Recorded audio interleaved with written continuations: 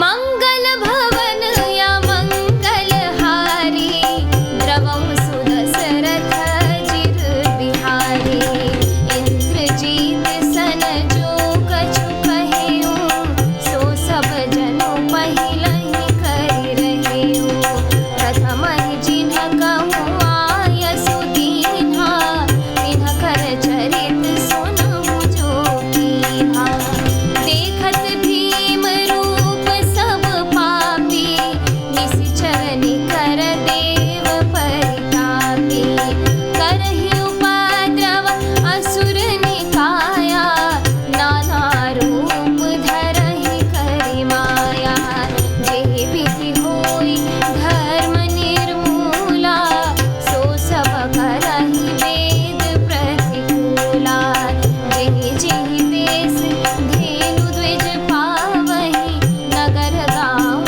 पुर आगे लगावहि शुभ आचरण कतहु नहीं होई देव विप्र गुरु मान न कोई नहीं हरि भगति जाग्य तप ज्ञाना सपने सुनिय न वेद पुराना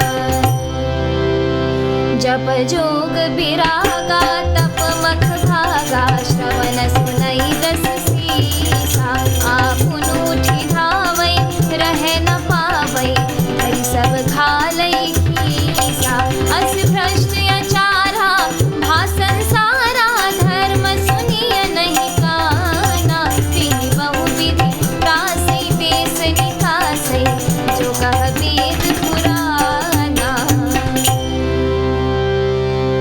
मंगल भवन या मंगलहारी द्रवं सुदशरथ जिर बिहारी बरनि न जाई अनीति घोर निशाचर जो करहि हिंसा पर अति प्रीति तिनके पापहि कवहि मिति मंगल भवन या मंगलहारी द्रवं सुदशरथ जिर बिहारी।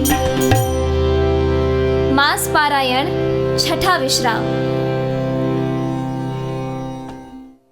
अर्थात मेघनाद से उसने जो कुछ कहा उसे उसने यानी मेघनाद ने मानो पहले से ही कर रखा था। अर्थात रावण के कहने भर की ही देर थी, उसने आज्ञा पालन में तनिक भी देर नहीं की। जिनको यानी रावण ने मेघनाद से पहले ही आज्ञा दे रखी थी, उन्होंने जो करतूतें की उन्हें सुनो। सब राक्षसों के समूह देखने में बड़े भयानक, पापी और देवताओं को दुख देने वाले थे। वे असुरों के समूह उपद्रव करते थे और माया से अनेकों प्रकार के रूप धरते थे।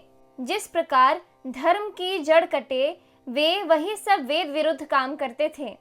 जिस जिस स्थान में वे गौ और ब्राह्मणों को पाते थे, उसी नगर, गांव और पुरवे में आग लगा देते थे। उनके डर से कहीं भी शुभ आचरण यानी ब्राह्मण भोजन, यज्ञ, श्राद्ध आदि नहीं होते थे। देवता, ब्राह्मण और गुरु को कोई नहीं मानता था।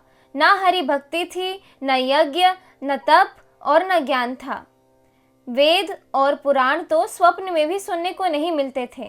जप, योग, वैराग्य, तप तथा यज्ञ में देवताओं के भाग पाने की बात रावण कहीं कानों से सुन पाता तो उसी समय स्वयं दौड़ उठता। कुछ भी रहने नहीं पाता, वह सबको पकड़कर विध्वंस कर डालता था। संसार में ऐसा भ्रष्ट आचरण फैल गया कि धर्म तो कानों में भी सुनने में नहीं आता था। जो कोई वेद और पुराण कहता, उसको बहुत तरह से त्रास देता और देश से निकाल देता था। राक्षस लोग जो घोर अत्याचार करते थे, उसका वर्णन नहीं किया जा सकता। हिंसा पर ही जिनकी प्रीति है, उनके पापों का क्या ठिकाना। मास पारायण छठा विश्राम। इस एपिसोड में इतना ही। आगे की कथा सुनने के लिए कृपया मेरे YouTube चैनल से जुड़े रहें। धन्यवाद।